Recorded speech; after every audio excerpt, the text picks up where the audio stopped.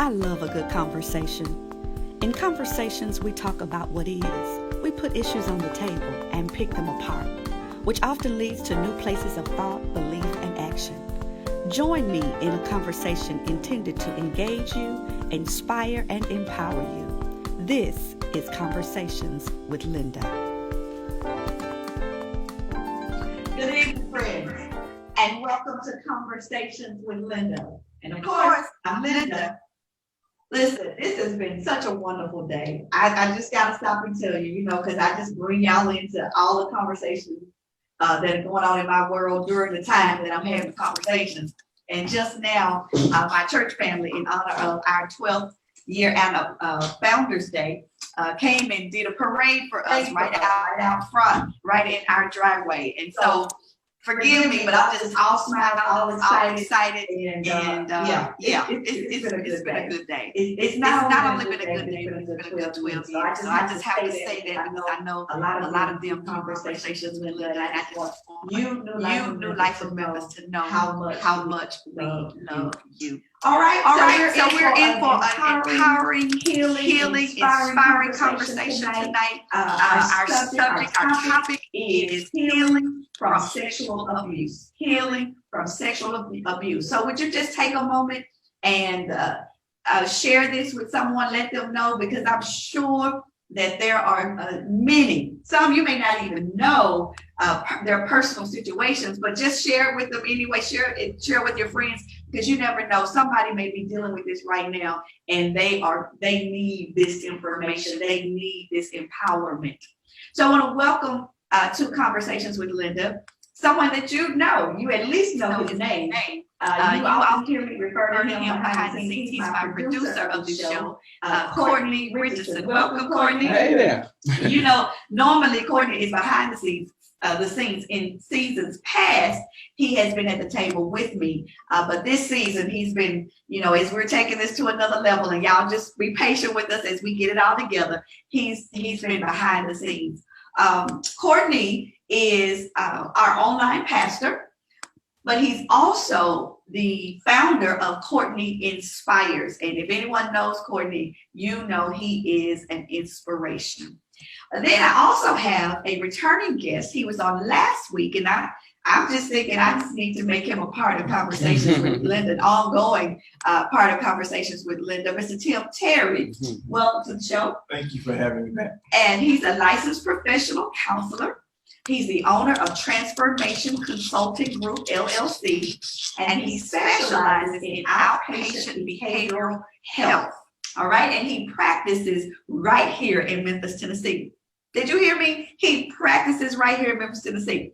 I'm just kind of giving him that little boost, that little push, because last week we talked about Ask a Therapist, and you may be looking for a therapist and saying, well, I don't know anybody. I'm in Memphis. Who's in Memphis? Tim Terry is in Memphis, right here locally, and he is a licensed professional counselor. All right, and so I brought Courtney to the table tonight to talk because last week we had a conversation after the conversation, and we were talking on Facebook Live about how many people need therapy, and they need therapy because of past trauma they've gone through. And in particularly, people have been traumatized by sexual abuse. And it was in that conversation with you, Courtney, that he came out and said he understood and he could relate because he had actually been victimized himself. Now I knew that, right? But I was surprised that you came out like that, right in that casual Facebook live conversation, and to say, this has happened to me. I want to just give a disclaimer. I am not just having this conversation with Courtney. I am not having this conversation with Courtney to sensationalize sexual abuse, just for pure rating. This is serious. And because this is neither am I having this conversation with Courtney without his concerning the depth of the questions that we will go to. I asked his permission. We went through some of the questions because I do not want to cause more trauma than you already experienced. Yeah. And sometimes going public with such intimate issues and vulnerable, it can re-traumatize the person who has been victimized, and I don't want to do that. But Courtney, thank you for being willing to share, because I believe you're going to bless and help inspire many people tonight.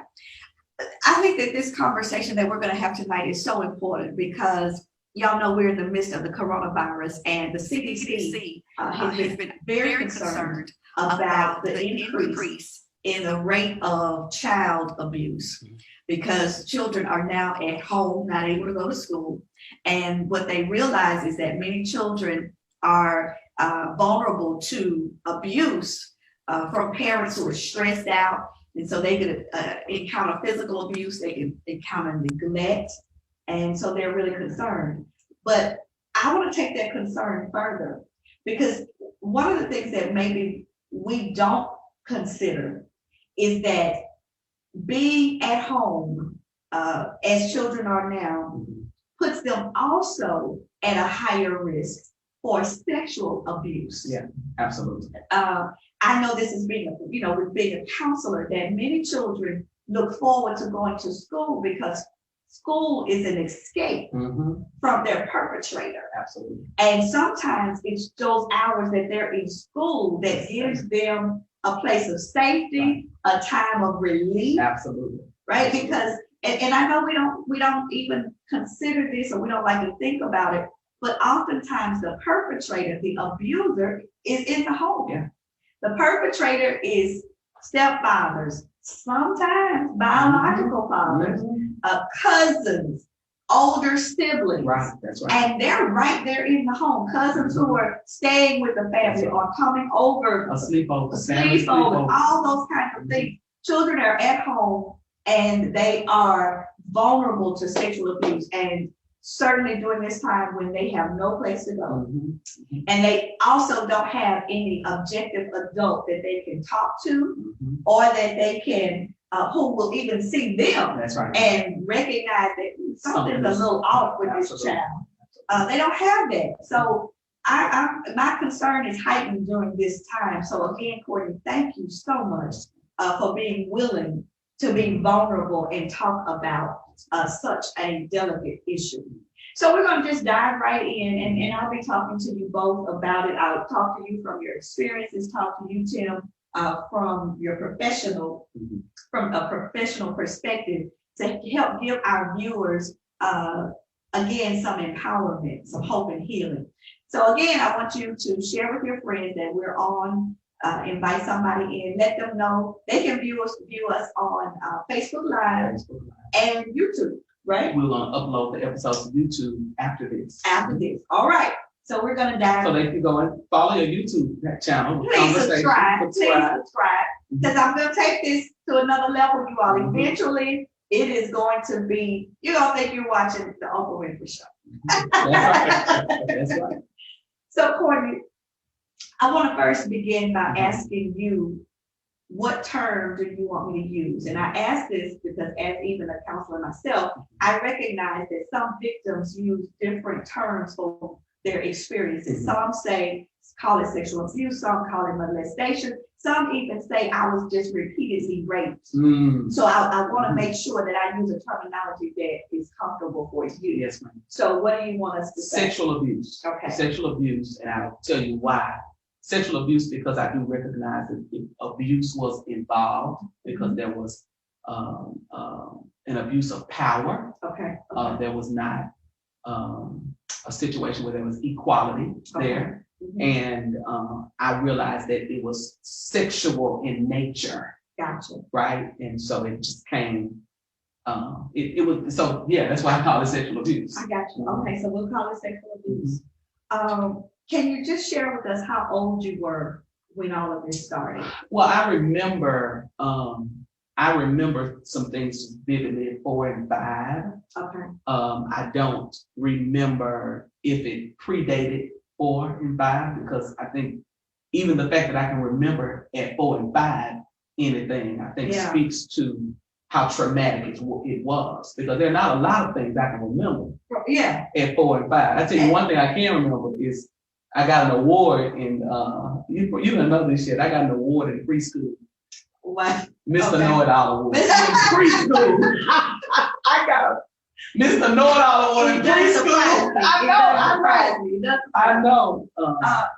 But it's interesting at 4 or 5 because when I think of that age, I think of my grandbaby. Absolutely. So I cannot even imagine a child that young. Yeah.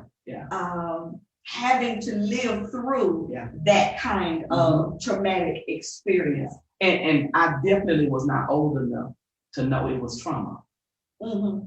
or to process it. Because at 4 or 5, you don't know. No. You don't even know sexuality. Not at all. So you're just having an experience Mhm.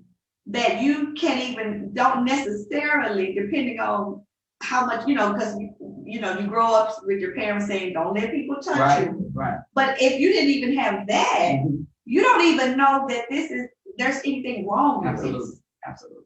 Wow. I remember, you asked how long it went. I remember, one of the reasons why I can remember age is because as a church kid, I remember when I got baptized. Okay. And I remember walking down the aisle, and I remember the weekend before me actually being baptized, I remember this cousin Okay. trying the whole abuse thing and me saying, I can't do that because I'm getting ready to be baptized. Wow. So I had context for I'm getting ready to give my life to the Lord. Mhm. And that is when something this can't happen anymore. This is not it. Yeah. This is not it. And I don't know what made me at that point say, Mm-hmm. no, I'm about to be baptized. This is not, So Tim, let me ask you as a professional counselor, how do you deal with children who have no context or if they don't even have the vocabulary, the language to be able to talk about that something is happening? Oftentimes, you hit it earlier when you said we're not aware of their actions. We're not aware that they're more quiet, more alone sometimes because we're so busy. But oftentimes, look at what they're writing, look at what they're drawing, the images that they're sharing. Sometimes it manifests in dreams, it manifests in nightmares. Their inability to sleep, their inability to keep or focus. Some kids are self-harming behavior. Some kids begin to use the restrooms on themselves. So begin to look at their behaviors to get them to express some things. Because they may not be able to put a label on what happened or too afraid to even share it. But notice the behaviors. And I do want to emphasize that to our viewers because you may have small children or you may have grandchildren, and there are so many things that we punish children for. Exactly. Not knowing that they are reaching out or lashing out because they don't know anything else. When you talk about they're wetting on themselves and we are, spanking them because they're not understanding that if you've got a child that has not been exhibiting that behavior before and all of a sudden something unusual is happening, that needs to be a trigger that there's something underlying here that I at least need to investigate. Yeah. And so absolutely bring up in this conversation is helping me see one of the reasons why I am always clinging to adults is because I think others knew about that. Wow. And the joke was on me with the kids, but it was not on me with the adults. Unpack that for me. When you say the joke was on me with the kids. So I was the little boy that had ways, tendencies. Okay. But because nobody else had those tendencies, okay, although they were this older cousin was the culprit here, Okay. it's easier to target the victim, Mhm. even in other ways. Right. And so Yeah. it's yeah. easier to target the victim in other ways. And Mhm. so I think that Nobody's even asking where these waves are coming from. Yeah, I get you. and this is what I'll say in this conversation, because Mhm.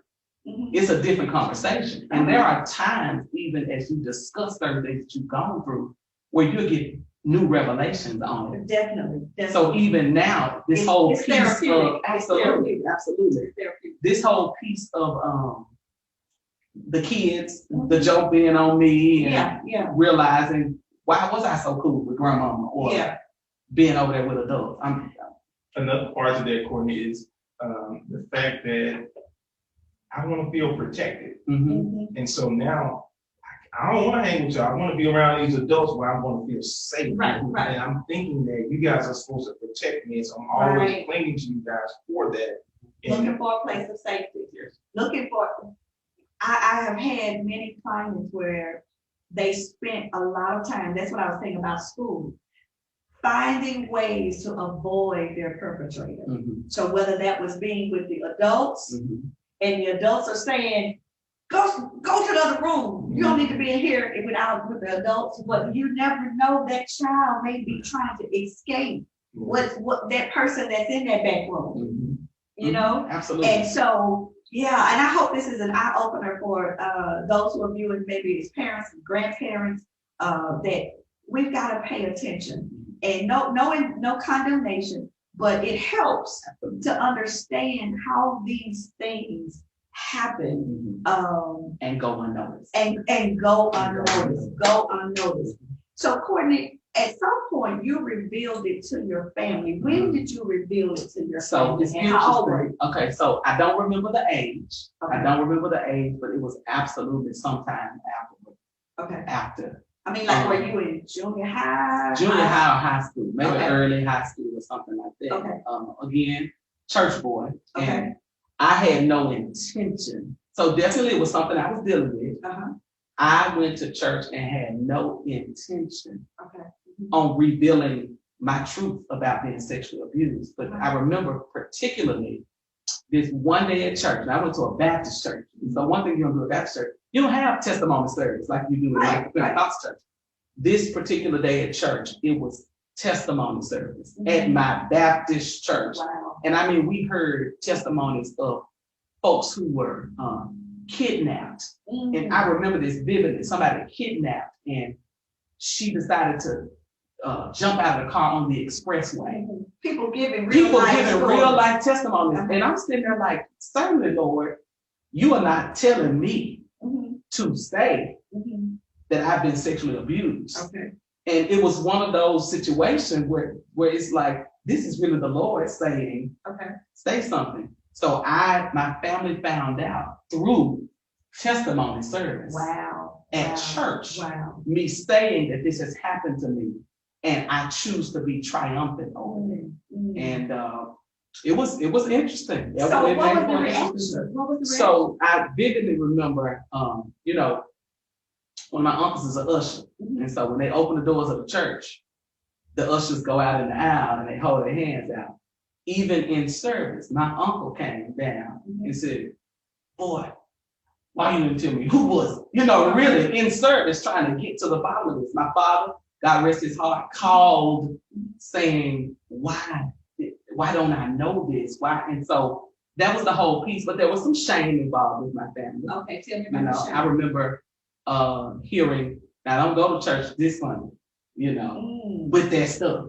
Wow. But it was not as I know now to do, right? If as an adult, as a 30-year-old, if a kid says that, what I would do now is I would go deeper in conversation with that kid. But y'all didn't that was not that, absolutely. So everybody heard it, and then it just went away? It was just a thing. It was just. Everybody knew it, but nobody investigated it. Nobody investigated. One of the viewers is saying that she was about 10 years old and she never told anyone until she was 30 years old. She said she was called a bad child because she kept running away from home, but she was running away from him. Yeah. That's what I'm saying. Yeah. Safer at home. Sometimes they're not safe at home. Wow. So everybody knows it, but nobody's really dealing with it. Nobody touched it. Nobody really wanted to touch it. And so what did you do? So because I think because I had at that point to be able to stand anyway Okay. and say this You had a certain testimony, amount of there was courage. already a level of courage and a level of healing Okay. that had already taken place in my little life. And I'm just thinking about Yeah. I would imagine 9th grader or 10th grader, there had already been a measurable amount of healing. So the way I packaged it was really in testimony form, Okay. you know, and Did you keep telling it or you told it that one time? oh no, I told it that one time, and that was just that was it. because I had no intention. One, I had no intention on that day saying anything, and I wasn't trying to cause no rip in the family. I wasn't. My intention was not even to get even. My intention was not even. I didn't even have the intention to protect, because at that time I was not keeping it because at least in my reflection, Okay. I don't remember saying I can't tell nobody because it's going to. You just didn't know. Because, and I want to go to this place of where oftentimes sexual abuse is normalized in families. And so there is no there is no struggle for some, but for others, I want to go to this place. For others, there is a struggle because they do fear the rift that's going to be in the family. They do fear if I tell it. So say for instance, a stepfather, if I tell it, then this is gonna ruin my mama's marriage. Or if it's my cousin, the whole family is gonna be mad at me. So Tim, how does one handle that kind of thing? Because victims are afraid to tell it. First of all, I'd like to just point out 100% responsibility. You're 100% in control of how you choose to respond. Yes. Your the shame or the embarrassment that the victim can sometimes take on, it's almost like the actions of the attacker or the abuser is their fault, and they were in control of that person doing such things. So the victim thinks it's their fault that they've been molested or they've been abused. And so I'm not going to say anything until time goes by, and because I haven't said something in so long, I may as well keep it to myself. And it continues to build and fester. However, it comes out in other ways. And so with that being said, if you don't process that information, and you don't inform someone, you almost are empowering the attacker, the abuser. So so let me speak to that also from a therapist as well, and talking especially with females. Oftentimes, females in particular are viewed as being fast. When they have tried to tell it, they are made to feel that it was their fault. That if you hadn't been around, if you hadn't been fast, that your cousin or whoever it is would not have done this to you. And so not only do victims take on the blame themselves, they are made to feel by others that they're the cause. Because let's be honest, there are some mothers who are trying to keep their man. I mean, that's just real, y'all. There's some mothers who are trying to keep their man, and they think if that girl just cover herself up, go in, why didn't you stay in your room? Why didn't you, whatever? You trying to take my man? This is what children, teenagers are having to contend with.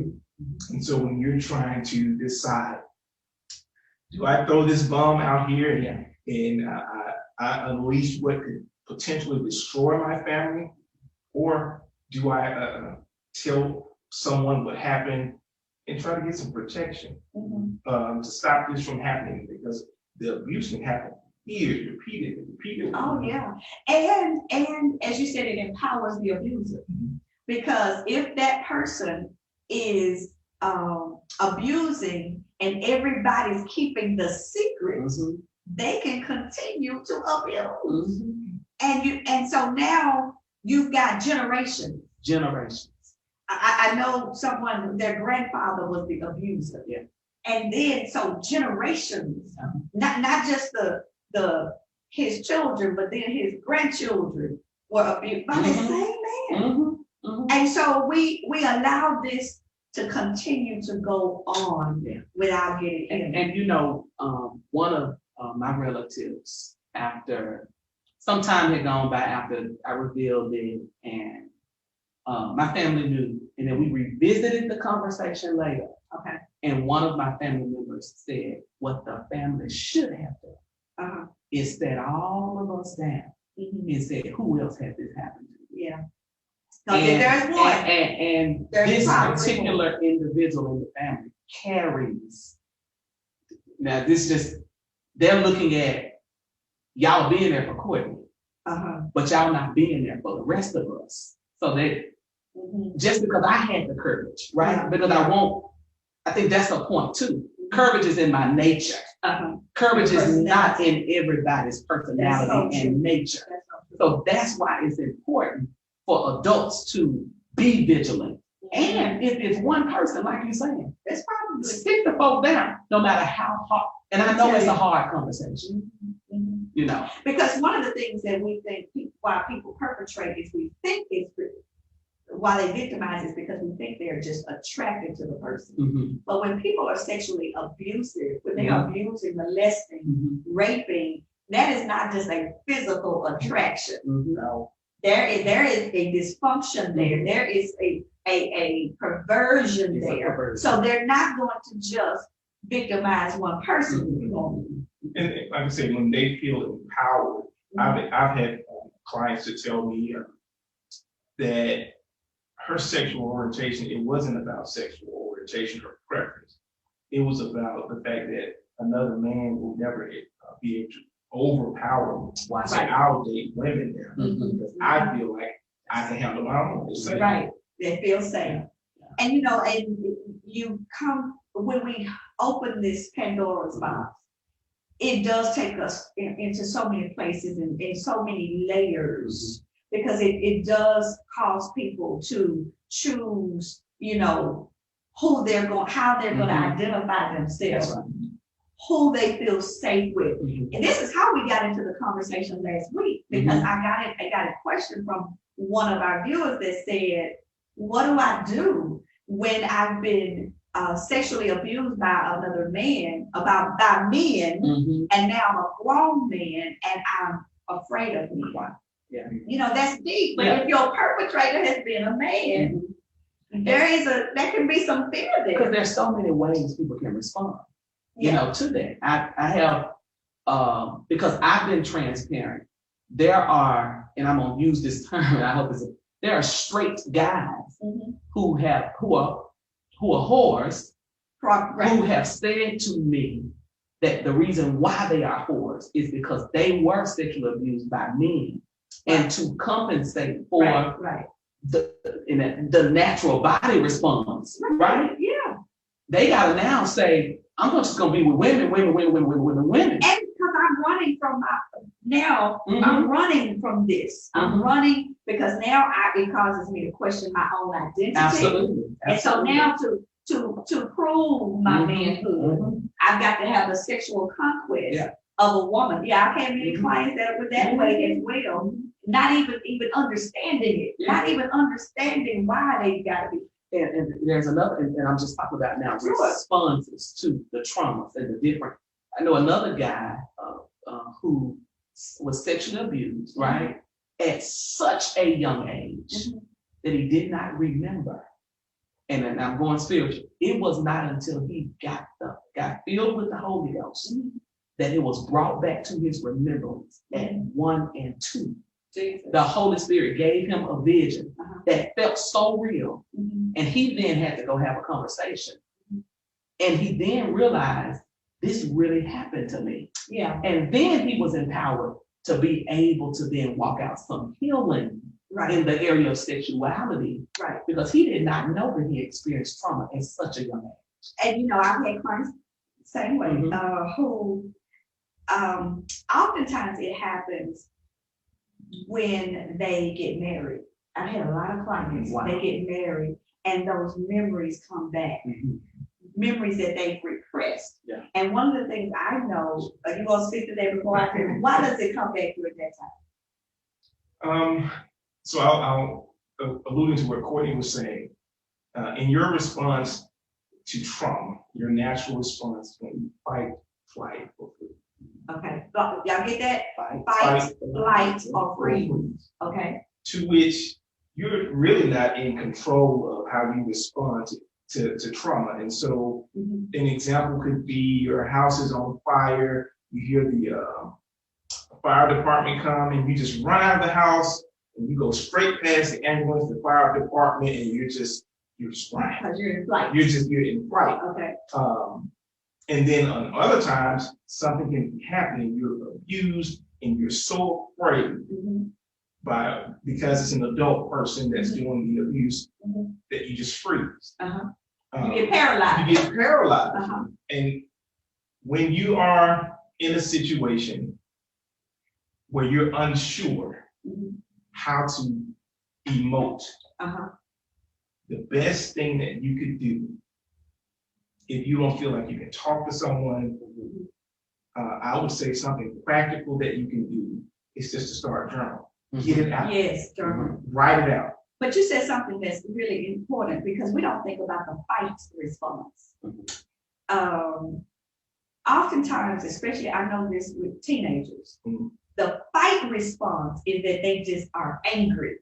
And we don't get why they're such angry teenagers. We don't get why they're so rude and just seems like they're always getting in trouble. Often that's the fight response. Yeah. And so I hope this is helping someone today, even as you may have children or grandchildren or yourself, as you are processing, because Courtney said even now that he's sitting here, it is still therapeutic as we're walking through all of this. And again, Courtney, I want to thank you for being transparent, because even now, as a victim, you got family members that may think this. Mhm. And did you have any negative responses from family members? Absolutely. And when you first told it? When I first, no, because everybody was frozen, They because it was traumatic for them. They were shocked. They were shocked. But I'm saying over time. Over time, absolutely. I remember talking to an aunt, and this aunt eventually said to me, and I know, you can tell somebody got something ruined in them, they just got to tell you, yes, she thought this was the right time, and she said, I just don't really like when people talk about sexual abuse when they're kids, because it's normal for kids to just explore sexually. It's normal for kids to just play with each other and do all of those things. And then went back to tell me when I was a kid, I did the same thing. I explored with girls, and it was not until I got older and I got a hold of me a good man that I decided I was going to be with. Then went back another generation and said the great uncle, explored with animals. So they see this as exploration. Yeah, it's a normal part. While I do believe that sexuality and sexual exploration is a normal part of human development, there is a perversion, as you say, of everything. Right. So Tim, speak to that, because there are people who normalize it and say kids just gonna be kids. And because sometimes the perpetrator is an older kid. Mm-hmm. Kids will be kids, and so we normalize, our dysfunction becomes our normal, and we don't see that this kid acting out or this behavior as dysfunctional. When kids are doing that, should they, it goes back to how you choose to respond. I know as a kid, you don't really grasp that. And the flight or fight response, Courtney, you just happen to be brave enough to be able to come out and articulate. You're going to say what it is. And the vast majority of people, they don't have that quality. Right. And so they shrink. Mhm. And when I shrink, I allow fear to paralyze me. I allow fear to trap me, blame me. I'm ashamed. I don't tell anyone. And when I do finally tell someone, maybe when I'm an adult or whatever it is, I don't have the ability to forgive myself. Yeah. And when I stay in that place, Mhm. I'm trapped. Yeah. Yeah. And Because I question whether or not I'm a real victim. Mhm. And I'm gonna unpack this now. I'm gonna go deeper in this. Mhm. One of the reasons people question whether or not they were a real victim is because of their physiological response Mhm. There you go. to the sexual abuse. Mhm. Because, and I've had this with clients where, you know, during the act, Mhm. or whatever it is, if their body responded, Yeah. right, then they're not even sure if they were the victim, Mhm. because at some point, as this continued to go on, because say for instance, it went on and it became a pattern, Mhm. then some of this is feeling good, Mhm. and in your child, Mhm. and so your body is responding, Mhm. and you don't know, you question whether you're a victim. Mhm. so let's flip it a little bit. For the little boy that was sexually molested by the babysitter, the female babysitter, There you go.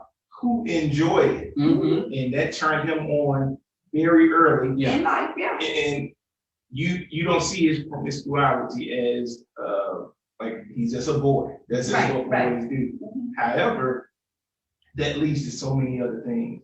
It does. Absolutely. Do you know that, some of you know that I'm in a doctoral program, and that was there was a movie we had to watch. Mhm.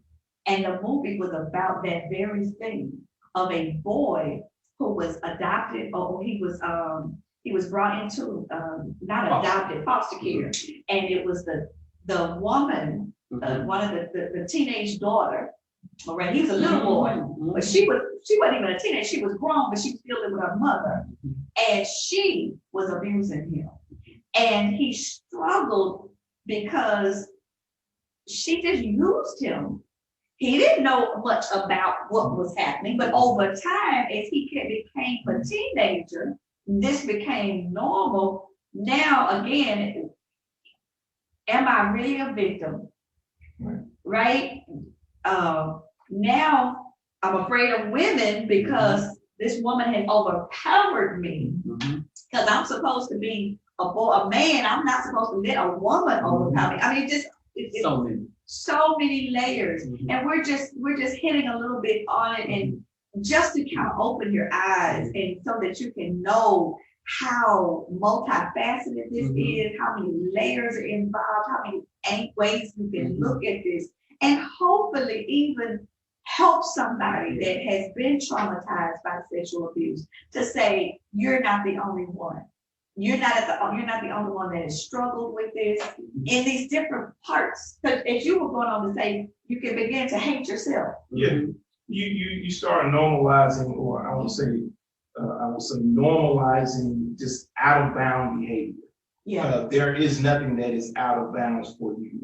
Yeah. So think about the story of R. Kelly. The same thing happened to him by I believe it was his older sister. And so you lose any respect you have for women, and you begin to treat them like anything. This is a whole nother conversation. Yeah, it really is. Wow, but you are going into some deep places. So we got to come back and just talk about that, because this whole thing now is with the toxic man. That everybody's talking about the toxic man, but we got to talk about where the toxicity came from. That's right. Okay, so all right, Tim, you got to come back now. You did it to yourself. You got to come back. So Courtney, let me come back to you. So some started to make, some felt that, why are you doing this? Because this just happens. In families, this is just normal. In hindsight, because now I want to talk about those who struggle with, should I tell or should I not tell? Would you have told it the same way now that you look back? How would you have handled it? Looking back, I would have been, I would have pulled the family to the side, Okay. and said, this is happening. Okay. Yeah. Okay. I maybe would have. But you still would have told I still would have told it. Okay. Well, no, you know what? Mm-mm. I don't know for me. For you. Okay.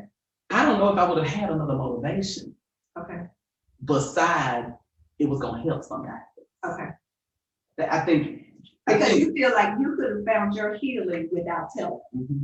Without telling my family, Without without telling it being your family. revealed in my family, because I have been able to have community, and even at that point, there were some folks who just loved me, Okay. and there was some safety. There was some people who loved me so that I was able to compare my experience of abuse to what real love was, and say that was not the norm, and it will not be my norm. Okay. And I'm going to seek to be healed and to be whole, so that I won't perpetuate any of that. And so I wasn't necessarily looking for that in my family. I'll just be honest. I wasn't necessarily looking for that in my family. Okay. So Tim, how do you decide whether or not, say for instance, now you're out of the house, you're no longer in that situation. What do you determine? How do you determine, do I need to tell family? Do I need to reveal the perpetrator? I think Dr. A touched on this last week very briefly. She said, what is your level of expectation from this conversation? What do you think the outcome is going to be? What do you hope to gain from it? And because it varies from person to person. I can, my personal bias would be tell. At the end of the day, I feel that when you do not tell, you empower the abuser. And so should you tell or should you not? It's subjective to you. However, the things that you should consider when you don't tell, and this is in your family, your other siblings, now that you're grown, you may have younger siblings that are still impacted. You may have cousins, the grandbabies. Yeah. And the unfortunate part about it, when you don't tell and it's not exposed, every time you go back or choose not to go home, you're always revisiting this trauma. Yeah. It's always there, and if you don't deal with it, it tends to come out in other ways. It comes out in other ways. And I shared this with Pastor Linda. The day that I shared in that whole testimony period piece, there were people well over my age who came to me and said, I've never shared that I experienced that before. And just to see that there was somebody who said it, and somebody they could identify with, it was a piece of a burden off of them. And I said to Pastor Linda, I can't imagine being a 30-year-old man not having shared that when I shared it, because that would have been something that I carried without any release all of these years. And Lord knows how that really would have impacted my life. And it does. As a therapist, I tell clients, imagine that you're walking traumas like this. Imagine that you're walking around with an explosive device, like a dynamite stick. You're walking around, you have a dynamite stick in your pocket. Now, there are some places that you may be able to go where you're not concerned that the stick is going to explode. But then there are some other places that make it more problematic. You're around some sparks, you're around a place where it may go off. You're more concerned. Your trauma is just like that. You're a ticking time bomb. Wow. Depending on the situation you're in, you're a ticking time bomb.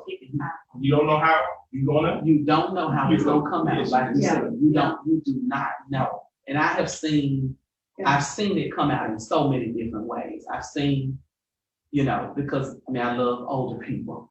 I've seen older people become transparent. And when they share it at an old age, the amount of freedom that they experience, even at that older age, after some of that trauma and keeping it turned into blood pressure, turned into physiological illness and ailments, and I've seen, and I'm sorry, Pastor, I've seen people who are older who have like Alzheimer's and stuff.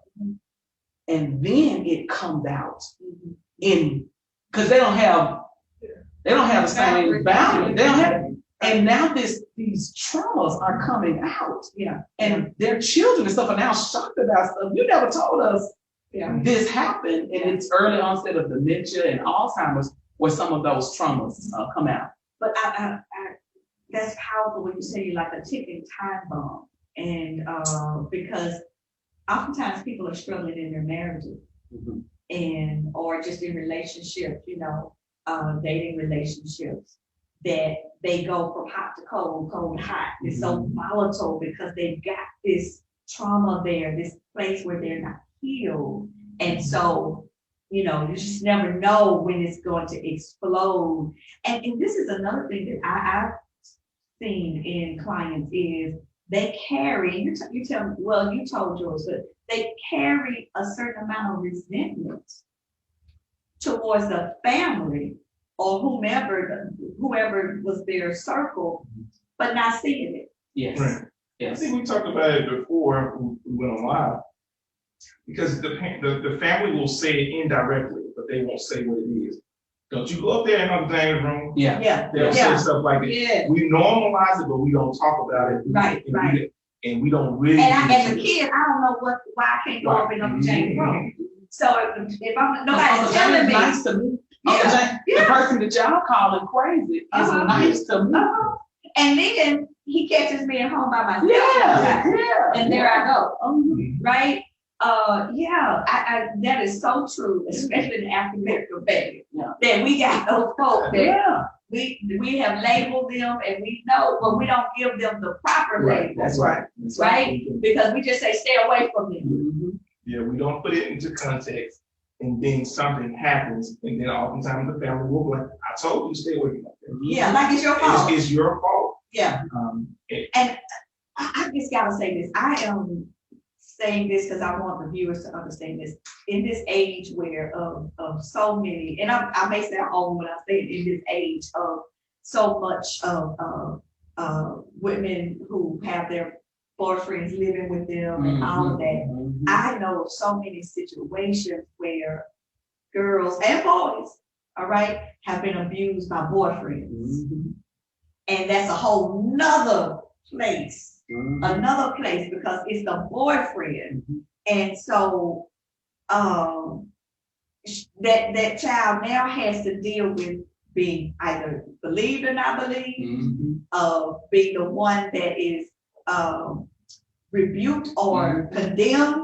Your mama not choose the boyfriend, all of that. This is huge, you all, and we're just kind of touching in every little place, but we want you to begin to think about it. That when moms, because there's some moms. I remember I started this saying, the CDC is saying they're concerned about the high incidence of abuse, and I took it to the level of sexual abuse because there's some children who are not safer at home. That's right. And so moms, there are some moms that are still having to go to work. Children are at home. Boyfriend is at home with the child, and now they're not safe at home. I didn't know if I wanted to touch on this because it's so many levels, but I've had a client before where the couple were living together, and her son, his daughter, maybe 12 and 9, and so they're going to work and the kids are at home. Yes. And the attack is going on. Right. And so, and when we talk about bullying, that's another how that's expressed as well. That children are bullied too into this kind of molestation. That if you tell it, or whatever. So this is a lot. One of our viewers is saying, yes, I hated my birth mother for years for not protecting me. Yeah. Did you think would anybody have known that it was your perpetrator? Should somebody have protected you? I think so. I legitimately don't think though that they would see that. Okay. I don't think they would see that. Now, some of the other things like the crazy, that one is do what he want to do, and he has no, some of that other stuff that's like the stuff that makes you label somebody crazy, or the child that don't listen, or the one that does that right there. And I don't think we tie until they get a charge or something, like go to jail or something. We don't really realize how far rebellion and disobedience and some of those things that we see in our families, we don't tie that to what does that look like in private when the kids are just together, when they don't respect the boundaries that the parents put in place, and you let them loose, and you let them go. Then, no, I'm saying you put a boundary in place, you don't enforce the boundary, and when they push the boundary, you let it keep going. What is that gonna look like when a cousin say, "No, here's a boundary"? You know, and they don't respect the parents. If they don't respect the parents' boundaries, and so I think in that regard. But I will say this: I think, and I want to say to parents, right? If I can go there, because that's where I was getting ready to go. Okay. Because so let's go to the other side of this. Yeah. We've talked about the victims and perpetrators, but oftentimes parents in particular do discover that it's going on, and they carry a lot of guilt. Because parents have had to work. They didn't know, they didn't see it maybe because they were caught up in the pandemic, or keeping their job, keeping food on the table, whatever, and they missed it for whatever reason. How do we deal? How should a parent deal with the guilt of finding out, carrying the guilt of their child being molested? Because that is a struggle.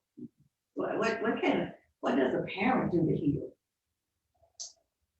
With anything with guilt, shame, you have to forgive yourself. Radical acceptance. It is what it is. It happened. I can't go back in time and change or fix anything. What I can do moving forward is try to let you know that I'm here to support you, protect you, and I'm here for you as you need me to be here. That's good. And Tim, that radical acceptance speech, obviously, as you see, has become. Right. And I did not initially, and I must give kudos to my mom. I think she watching. Hey, Mom, how you doing? You know I love you. I got to give kudos to my mom because that was her response. My mom's response was, she wanted to know, what could I have done to stop that? And we had that conversation. And I think it was a lot, right? I think it became heavy. And my mom said, it happened. At this point, I can't do anything about it. Okay. But my mom has been there for me. My mom she didn't neglect me in that place. She did not make me seem like I was crazy or make me seem like it was something wrong with me for coming to a place to share that or anything. She was there. And I'll be honest, I didn't like that response at first because I think I wanted some more.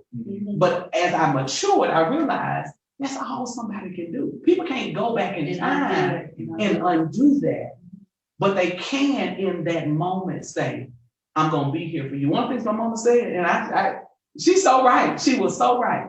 She said, my mama said, Mama, I love you so much. I'm coming over to give you some sugar after this, so if you want it, girl. My mama said, I knew when I had you that I was not gonna be a perfect parent. Did I imagine that it would be this? Of course the answer is no. But I knew I was gonna need God to help me rear and raise y'all. And right now, all we got is God. And so that's who we're gonna look to in this. That's just, and that comforts. You know what I'm saying? And I know that, my experience, but there had to be a point of radical acceptance in that moment. And I know, because we gotta start wrapping this up, but I know too that some parents go as far as reporting the behavior, the abuse and criminal charges. And that's a huge step, a courageous step. I'm not familiar with all of the state laws, but I want to say there is no shelf life on it happening at 2 or 4 statute of limitations, anything like that. So if a parent wants to press charges, they have the autonomy to do that. Or if the victim is over 18 now, you have the autonomy to do that.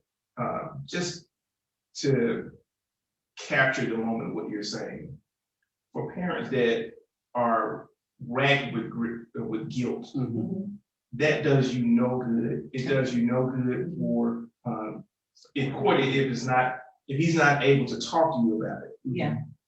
It happened. I don't want to hear nothing else about it. Because of your own guilt. Yeah, because of your own guilt, you can't hear it now. And so, at the heart of any relationship, people want to feel seen, heard, and understood.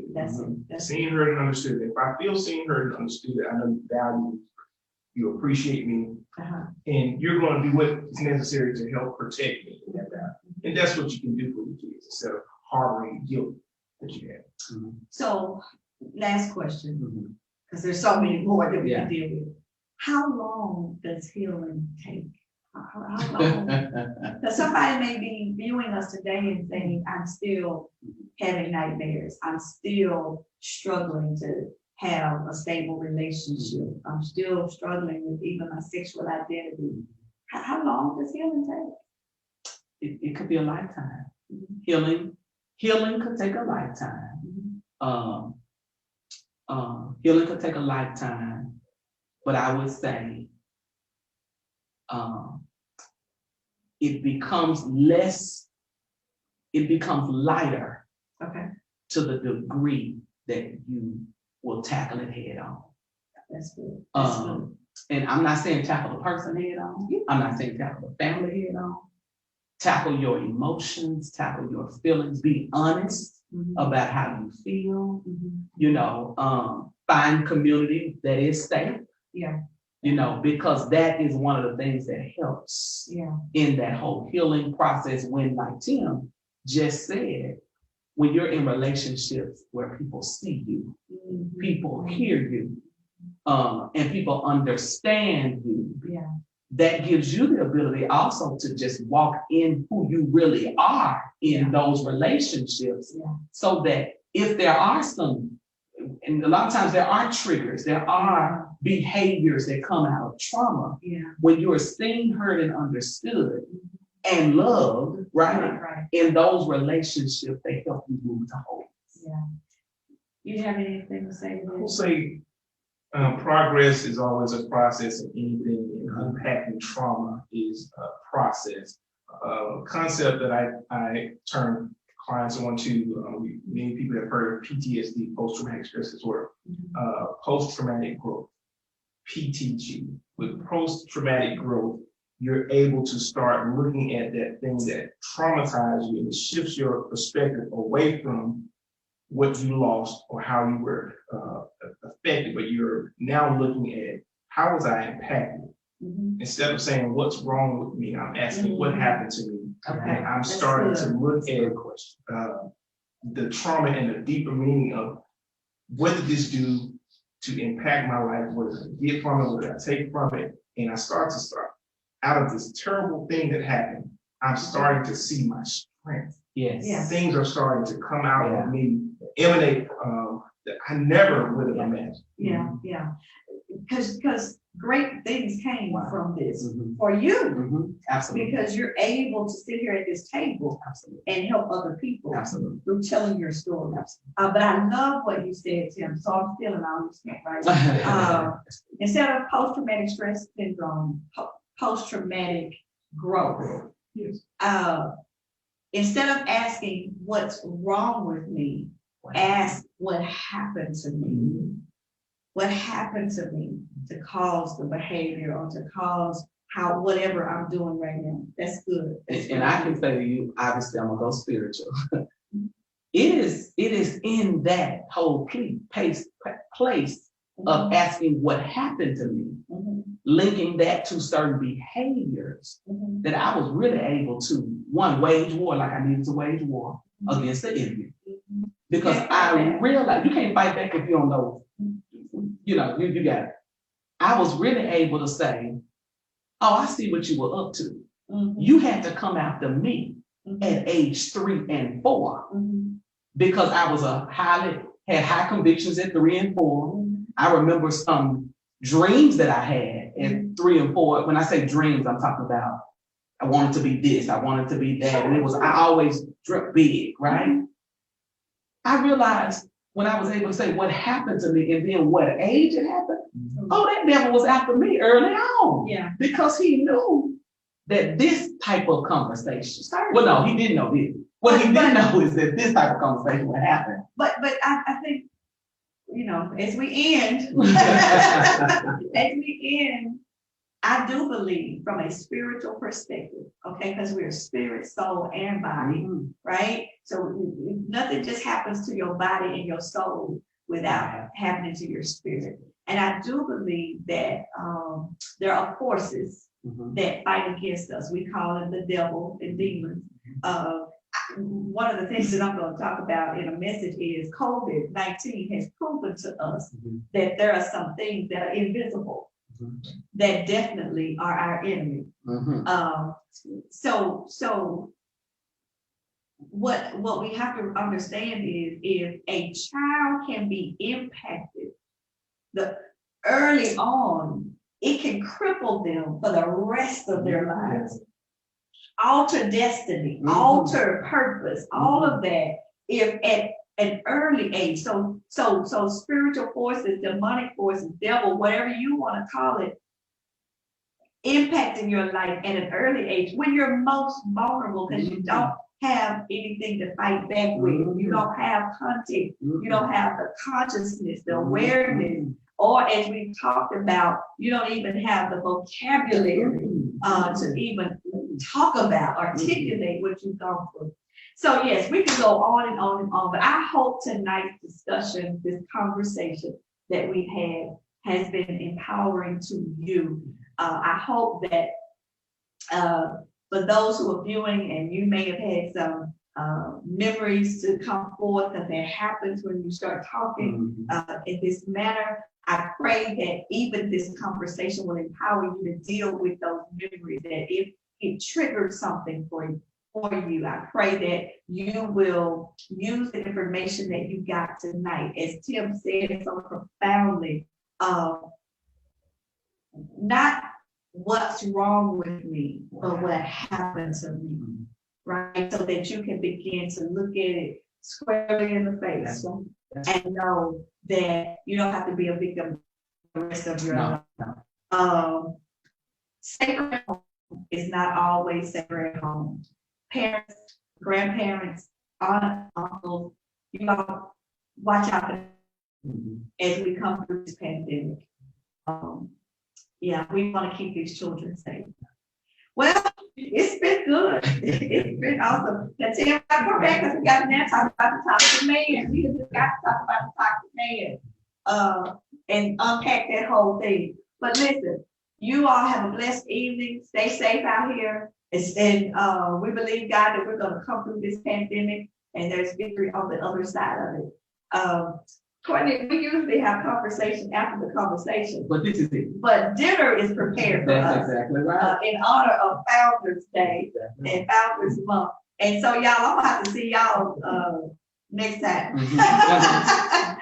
But I would love to hear from you. You can inbox me, you can text me, you can go on my page and post some things and let me know how you enjoyed the show.